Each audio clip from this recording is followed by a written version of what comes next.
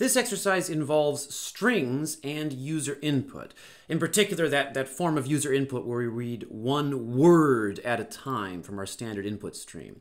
And the goal is we're going to ask the user to enter a bunch of words, and we'll then read them one word at a time. So we've got this basic loop that just reads words one word at a time until the user is done. And we recall that the user can indicate that they're done by entering Control D.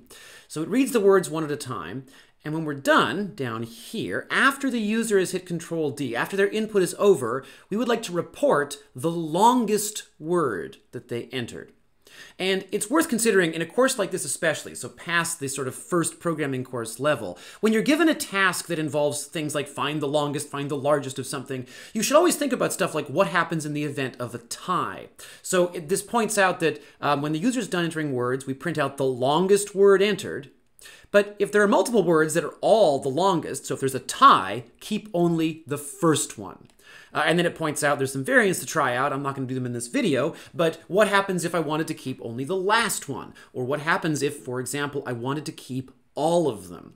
And all those are valid. So when we talk about longest, it's in a context of computer programming, we usually want a rigorous mathematical definition of what this means. Longest can apply to more than one thing in our input, and therefore we should consider what happens if there is a tie. In this case, though, we break the tie by this pretty straightforward rule, which is we just keep the first one. So if the longest word that gets entered is length 10, and there are multiple words that are length 10, I just keep the first word of length 10 that I saw and ignore any future ones. So what I want to do is by the end of the code, I want this variable longest word to store the longest word that was entered. Now I'll try running this, and we'll notice that it does basically nothing useful right now. So enter some words. Okay, so I'll enter some legitimate words here.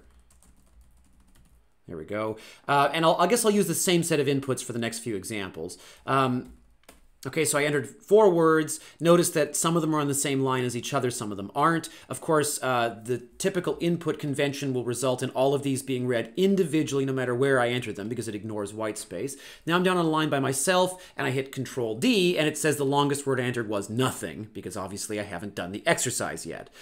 Notice that among the words I entered, there are in fact 2 longest words. The longest word has length 9, and it's raspberry, but then later also the word pineapple.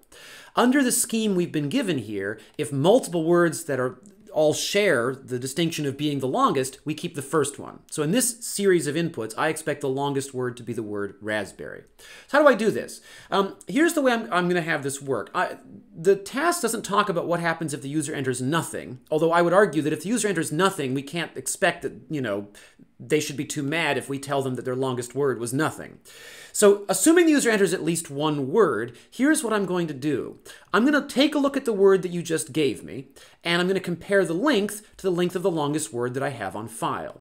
If the word you gave me is longer than the longest word I've seen so far, then I will set the longest word to be the word that you gave me. And again, this is something that's so much easier in C++ because of how easy it is to copy one string into another using an assignment statement.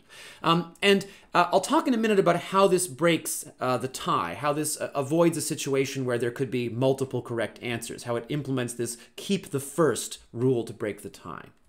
So what I'll ask is, at each iteration of this loop, I have a new word to work with. So I'll ask the question, is the length of the word that I just saw greater than the length of the longest word that I have on file? And if the answer is yes, so if I'm in the if statement, then I will set the longest word that I have on file to be the word you just gave me. And again, this assignment statement will copy the contents of this string into this string. They are still 2 distinct independent strings, but at this moment, the characters in this string get copied over into this one. So we'll save that, and we'll see what happens if I try to run that. Okay, so I'll enter the same input I entered a minute ago.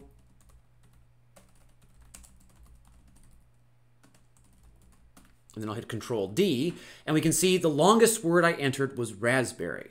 And you'll notice that the word pineapple didn't get included there, and the reason was because once I see the word raspberry, the longest word I have on file will have length 9.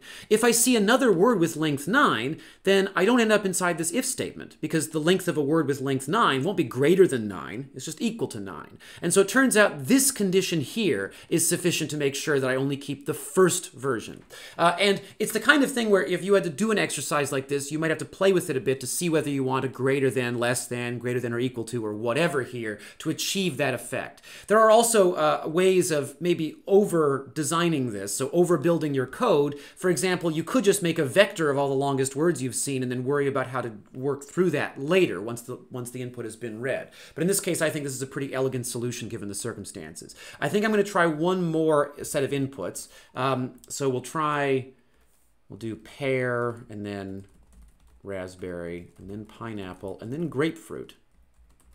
And we'll notice that the word grapefruit has 10 characters, and therefore it should be the longest word that I've seen when I get to the end. And there it is. So I suppose at first my longest word was pear, length 4, then raspberry, length 9. Pineapple never was the longest word. Grapefruit was then the longest word with length 10, and of course peach couldn't beat that, and so the answer that I ended up with at the end was grapefruit.